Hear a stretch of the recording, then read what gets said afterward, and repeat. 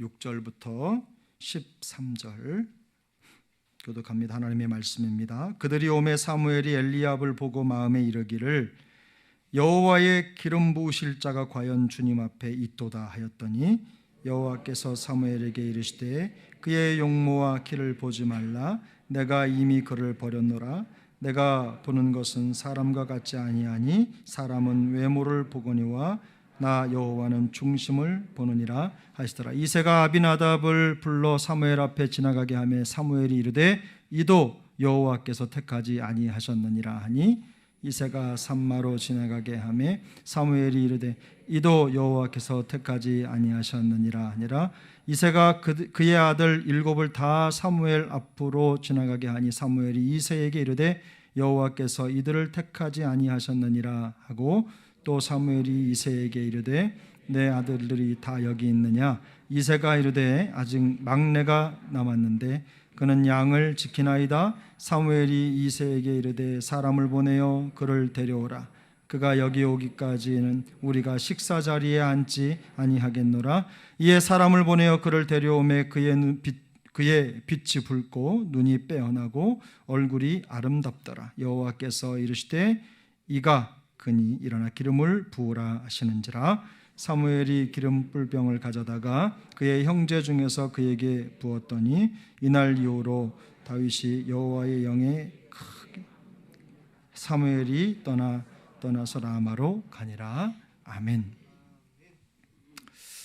우리가 생각할 때 우리 성도로서 가장 중요한 게 무엇인가 라고 했을 때 하나님과 우리의 시선의 수위를 맞추는 겁니다. 그래서 하나님이 보시는 것처럼 우리도 보게 되는 것이 무엇보다도 중요하죠. 우리 신앙생활에 있어서 가장 중요한 원리인데 오늘 우리가 읽은 이 본문은 이제 사울의 시대가 가고 하나님께서 세우시는 왕 다윗의 시대가 시작되는 시점입니다. 16장부터 다윗의 이야기가 이제 등장을 합니다. 그런데 하나님께서 다윗을 세워가시는 과정에 하나님이 선택하는 사람의 기준이 명확하게 기록되어 있는 본문이죠. 몇 절입니까? 오늘 본문 7절입니다. 여러분 7절을 같이 한번 더 읽겠습니다. 여호와께서 사무엘에게 이르시되 그의 용모와 키를 보지 말라. 내가 이미 그를 버렸노라. 내가 보는 것은 사람과 같지 아니하니 사람은 외모를 보거니와 나 여호와는 중심을 보느니라. 아멘. 사랑하는 여러분, 하나님께서 이새의 아들들이 다 지나가기를 기다렸다가 마지막에 다윗을 보시고 다윗으로 하여금 그가 선택된 사람이라는 거 알려주셨죠. 근데 그 과정 속에 기준이 바로 이거였습니다. 하나님께서 이미 뭘 버렸다고 했죠? 용모와 키를 버렸다고 했어요. 용모와 키.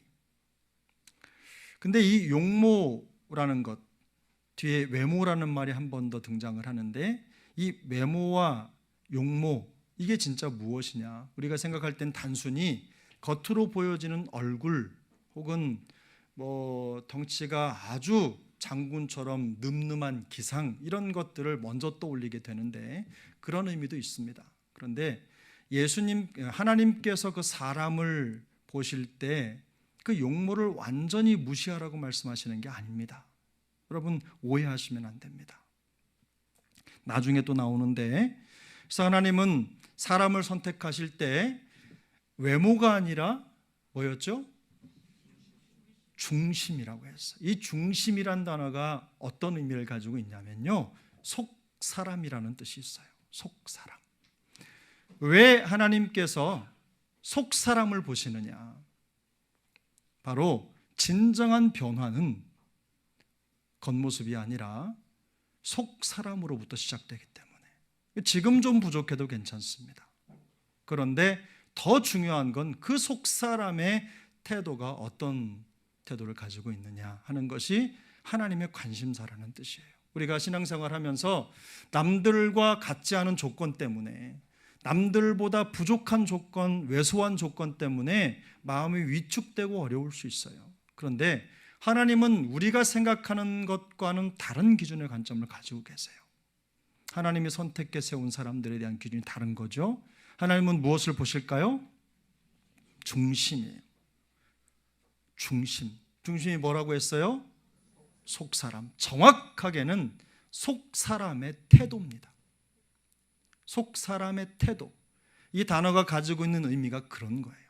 속사람이 예쁘냐 안 예쁘냐 이게 아니라 속사람이 그 마음의 생각과 마음의 동작, 생각의 흐름, 그 사람의 그 내면의 태도를 하나님이 관찰해 보신다는 뜻이에요. 외적인 조건이 아니라 속사람의 조건을 보신다는 거죠. 왜 그렇죠? 말씀드린 대로 하나님은 그게 더 중요하다고 하는 것을 우리에게 말씀하시는 거예요. 우리가 흔히 속이 꽉 찼다 이런 말 하죠.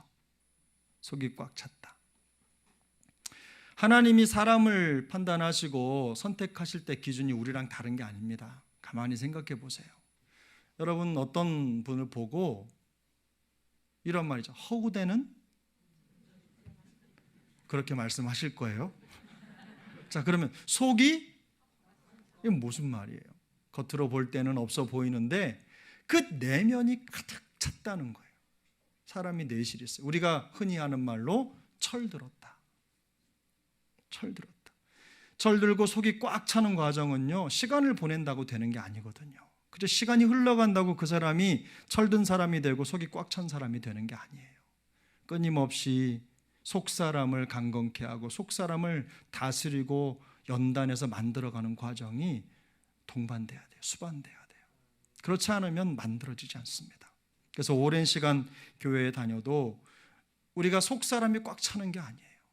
하나님의 말씀을 풍성히 누리고 찬양하고 또 하나님에 대한 생각으로 우리의 마음이 가득 차고 또 그 수위가 낮아지지 않도록 하기 위해서 부단히 애를 쓸 때 우리는 속이 꽉 찬 사람으로 인정받게 됩니다.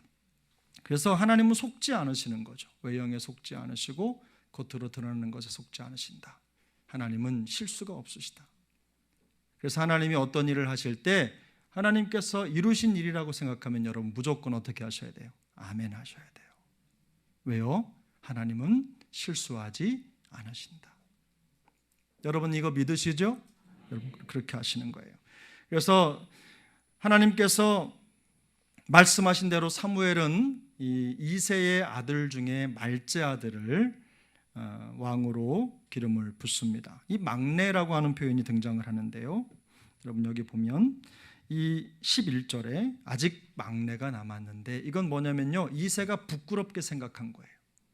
다윗을 생각할 때 지금까지 1번부터 7번은 누가 보기에도 준수한 모습이거든요. 그런데 막내는 지금 어디에 있어요? 양치러 갔어요. 물론 여러 가지 이유가 있고 해석이 있습니다만 적어도 이 이새가 표현하는 막내 다윗에 대한 표현은 그렇게 마음속에 꽉 찬 마음으로 소개할 수 없는 상황이라는 뜻이에요. 이 막내라는 이 말제라는 단어가 바로 그런 걸 의미하기 때문에 그렇습니다. 그런데 하나님은 다윗을 선택하셨어요. 이새라고 하는 하나님의 사람이죠. 그 사람조차도 그의 머릿속을 지배하고 움직이는 동력이 뭐냐면 전통이었어요. 장자우선이라고 하는 유대 전통에 익숙한 이새였기 때문에 어쨌든 간에 자기의 장자가 그가 아니면 차자가 이 은혜 속에 있어야 된다고 하는 것, 기름을 부음을 받아야 된다고 하는 생각이 있었던 거죠. 그래서 말제는 생각하지 않은 거예요. 근데 하나님의 생각은 어디에 있어요? 바로 이 말제에게 있었던 거예요. 하나님이 형인 에서가 아니라 누구를?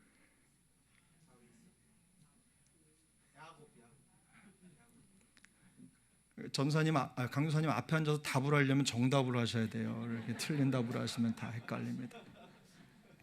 하나님이 에서가 아니라 누구를? 형이 아니라 동생을 선택하셨어요. 하나님은 전통의 메인분이 아니에요. 근데 우리는 홀랍게도 시간이 지나고 나면 그 전통의 관성을 타고 흘러갑니다. 왜냐하면 그게 편하기 때문에 그런 거예요. 근데 때마다 시마다 하나님의 눈을 가지고 상황을 파악하는 것은요, 깨어 있어야 되는 거예요. 전통에 매이지 않는 거예요. 하나님이 그러신 적이 없거든요. 근데 오늘 이새도 역시 그 한계를 벗어나지 못하는 거예요. 그런데 하나님께서 양을 지키는 다윗에게 기름을 부으라고 말씀하신 이유가 어디 있습니까? 궁극적으로 하나님이 키와 용모를 보시지 않기 때문에. 그죠? 그렇게 생각하세요? 그렇지 않아요. 하나님이 키와 용모를 보시지 않기 때문에 키가 작고 못난 다윗을 선택한 게 아닙니다. 성경을 보세요. 12절 같이 읽습니다. 시작. 이에 사람을 보내어 그를 데려오매 그의 빛이 붉고 눈이 빼어나고 얼굴이 아름답더라. 아멘. 이건 무슨 말입니까? 다윗의 용모가 출중하다는 말이에요. 다윗의 용모가. 그런데 하나님은 조금 전에 내가 용모와 키를 버렸노라. 사람들은 외모를 보지만 나는 나 여호와는 중심을 본다고 말씀하시고선 또 사람을 뽑아놨더니 어때요? 얼굴이 붉고 아름답다고 표현하고 있는 거예요. 그러면 하나님은 앞에는 그렇게 말씀하시고 뒤에서는 당신이 말씀하신 대로 안 하신 거예요? 그게 아니에요. 뭘 보셨어요? 그 마음 중심을 보신 거예요. 마음 중심을 보시고 그를 선택하신 거예요. 그래서 하나님께서 다윗을 선택한 이유를 시편에 보면 명확하게 그리고 있는데요. 시편 78편 70절입니다. 시편 70 한번 찾아보세요. 시편 78편 70절. 시편 78편 70절. 시편 78편 70절, 71절, 72절. 시편 78편 70절,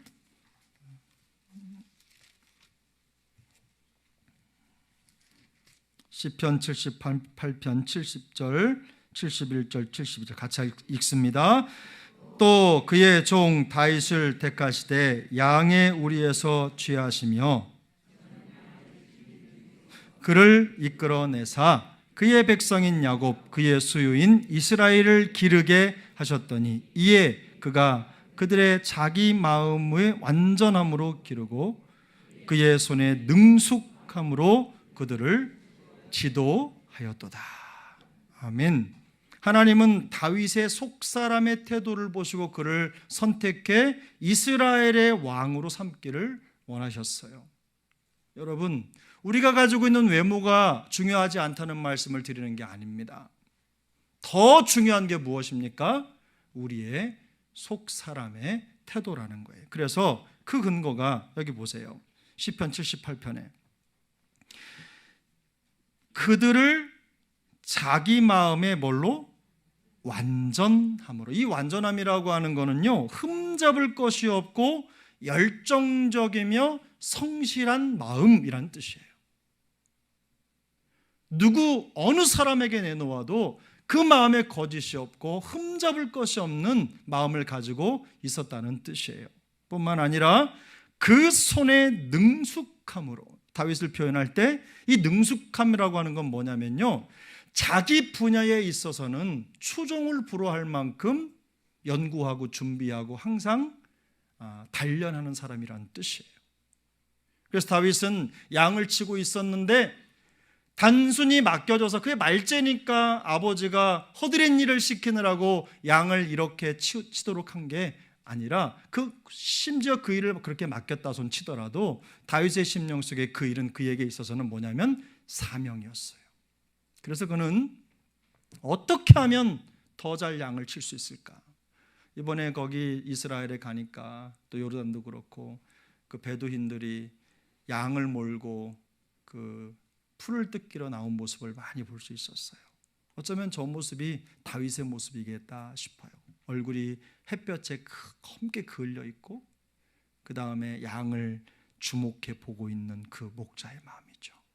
그래서 어떻게 하면 자기에게 맡겨진 일을 잘 할 수 있을까? 그래서 보면 그들을 자기 마음의 완전함으로 기르고 그의 손의 능숙함으로 그들을 지도했다 그랬어요. 지도는 뭐냐면 인도를 했다는 뜻이에요.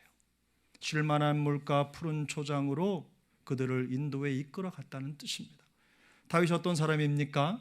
자기에게 맡겨진 자리에서 흠잡을 것이 없는 열정을 가지고 성숙함으로 성실함으로 뿐만 아니라 자기의 일을 잘 감당하기 위해서 연구하고 준비하고 최선을 다해서 은사의 칼을 가는 사람이었다는 뜻이에요.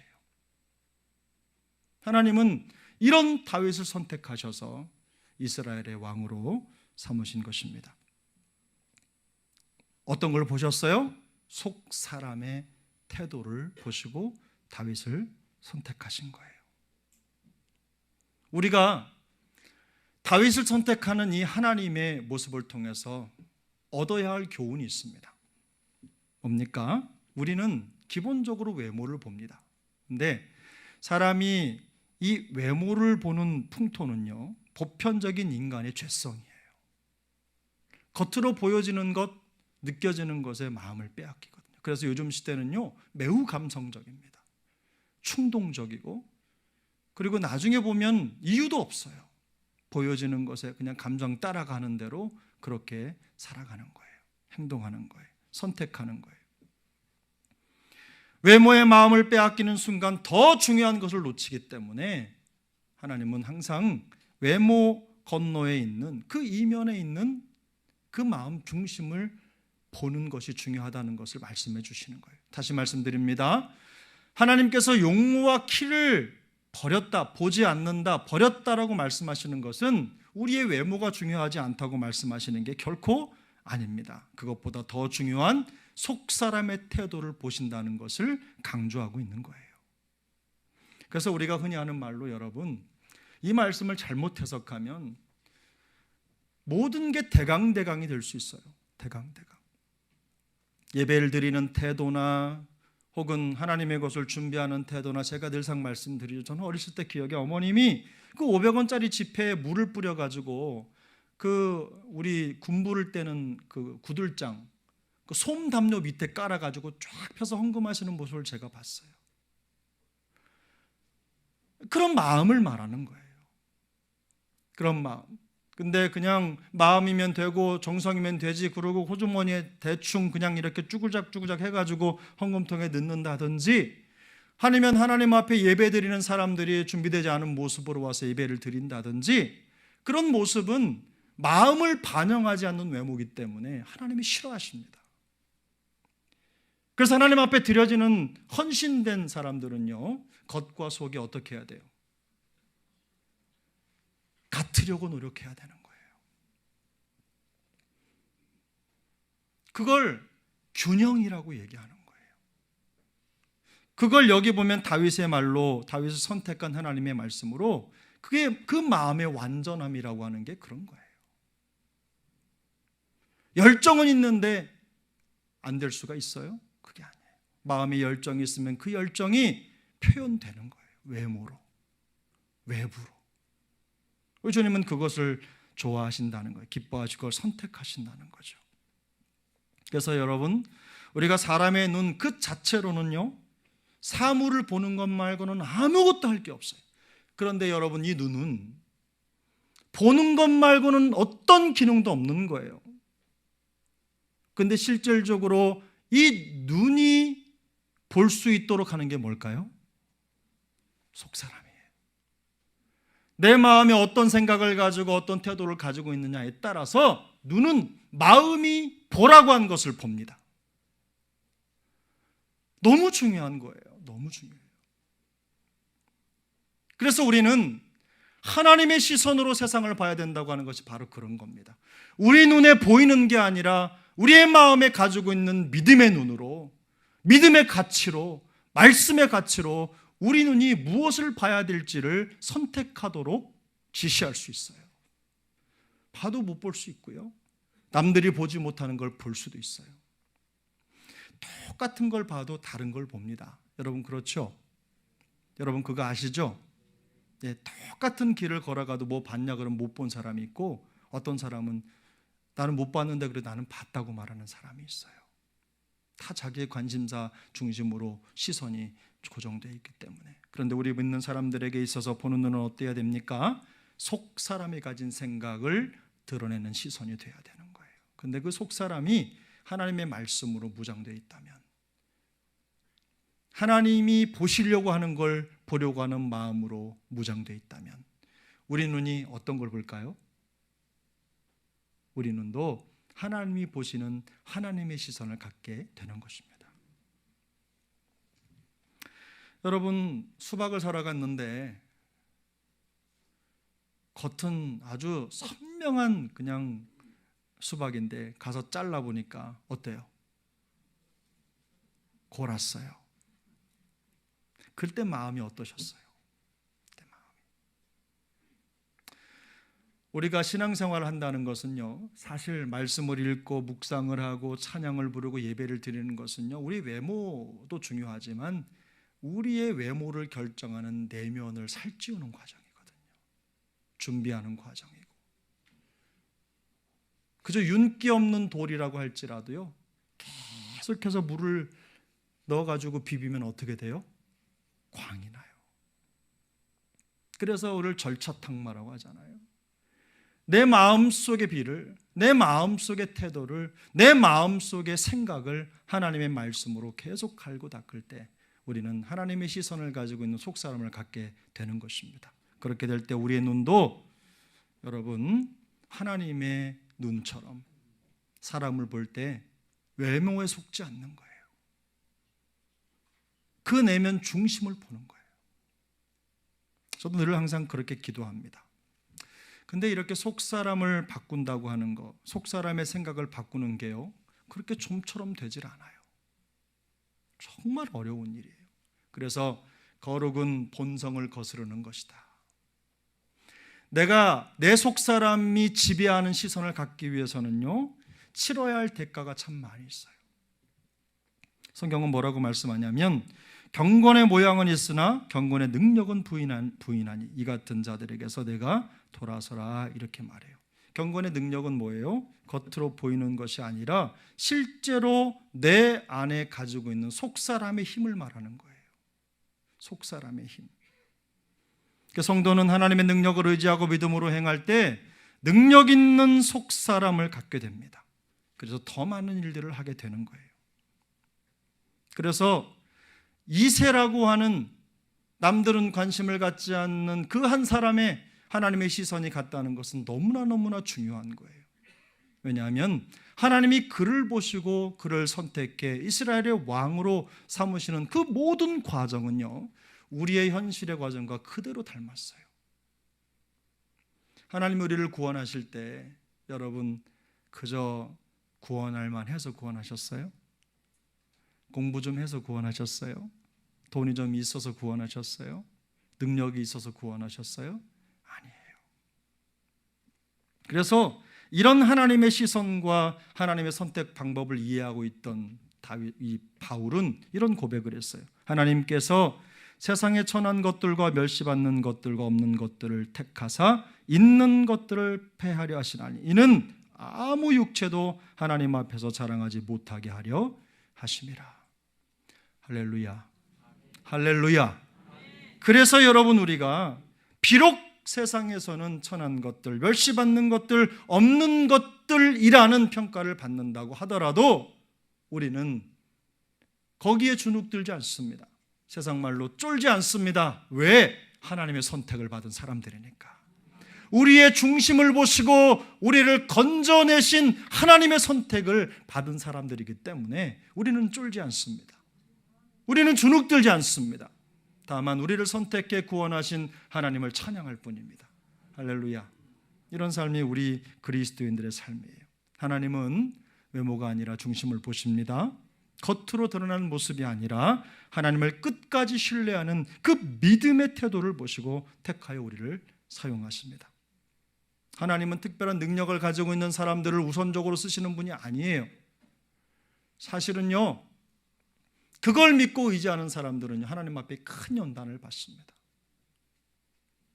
하나님은 평범하리만큼, 어쩌면 아무것도 없는 것 같은 다윗처럼 말제, 누구도 시선을 두지 않는 그런 위치에 있더라도 그 마음 중심을 하나님 앞에 고정하고 자기의 자리에 그 손의 완전함, 그 마음의 완전함과 그 손의 능숙함으로 자기의 자리를 지켜가는 사람들을 선택해서 하나님의 역사를 이루어 가시는 줄 믿습니다.